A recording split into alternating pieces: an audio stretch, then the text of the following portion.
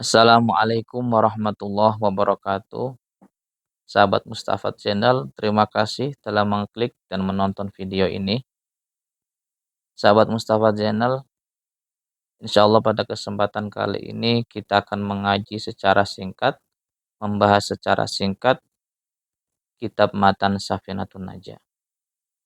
Oke, singkat saja, langsung saja diawali dari Faslun Arkanul Islami Khamsatun, menjelaskan tentang beberapa rukun-rukunnya Islam yang ada 5.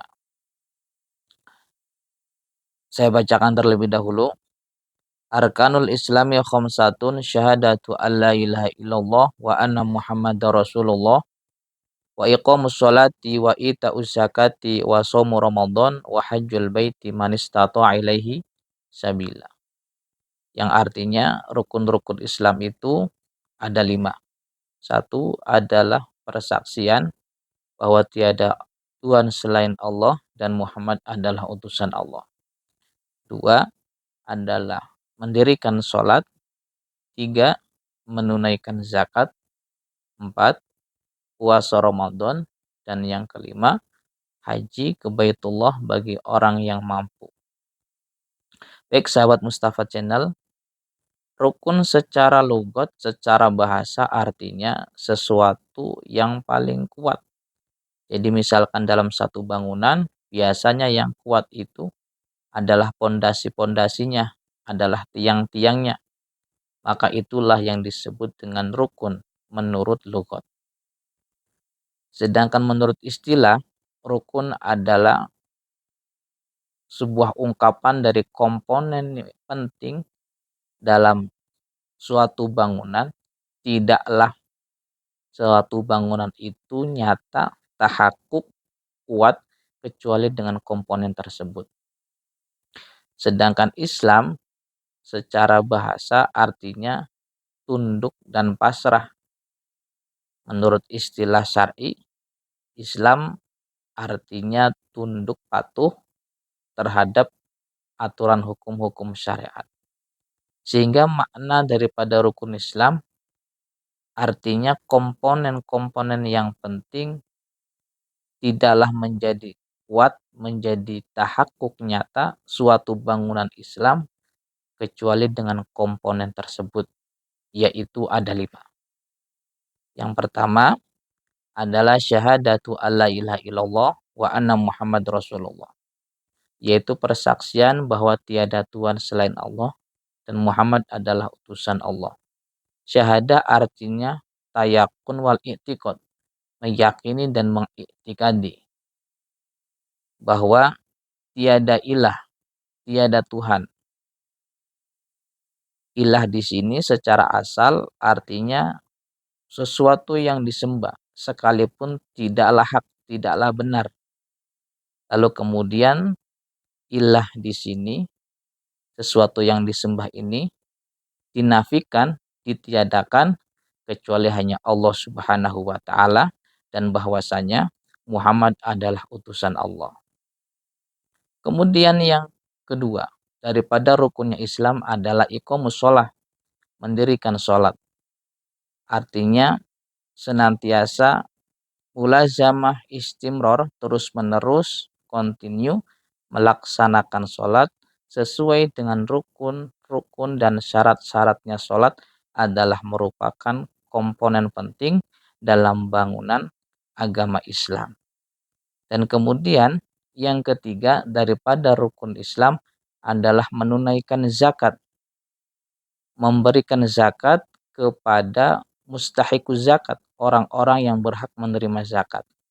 Secara logot, secara bahasa, zakat artinya an-nama wa tathir, berkembang dan membersihkan.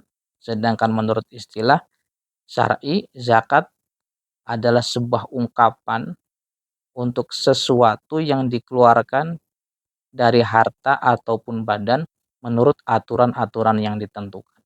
Itulah zakat. Zakat ini adalah merupakan komponen penting rukun Islam. Kemudian yang keempat daripada rukun Islam adalah shaum Ramadan, berpuasa di bulan suci Ramadan.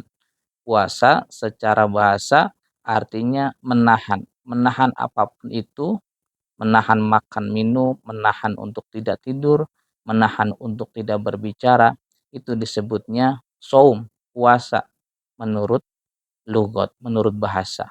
Sedangkan menurut istilah syar'i, puasa itu adalah menahan yang ditentukan menurut aturan yang tertentu dengan disertai niat yang ditentukan. Sedangkan Ramadan adalah sebuah nama bulan urutan ke-9 dalam kalender Hijriah. Sehingga makna daripada puasa Ramadan sebagai rukun Islam adalah menahan diri dari segala sesuatu yang membatalkan puasa di siang hari bulan suci Ramadan dengan disertai niat. Demikian adalah rukun Islam yang keempat. Dan kemudian rukun Islam yang kelima, yang terakhir adalah haji ke Baitullah bagi orang yang mampu untuk mengadakan perjalanan ke sana. Haji secara lugat, secara bahasa, artinya qasdu, menyengaja menuju.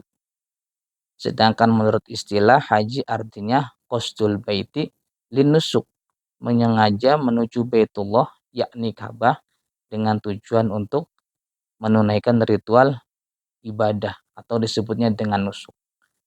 Rukun Islam yang kelima ini, haji ke Baitullah, diwajibkan untuk orang yang mampu mengadakan perjalanan ke sana, yaitu orang yang mendapati biaya ongkos untuk dia berangkat dan dia pulang.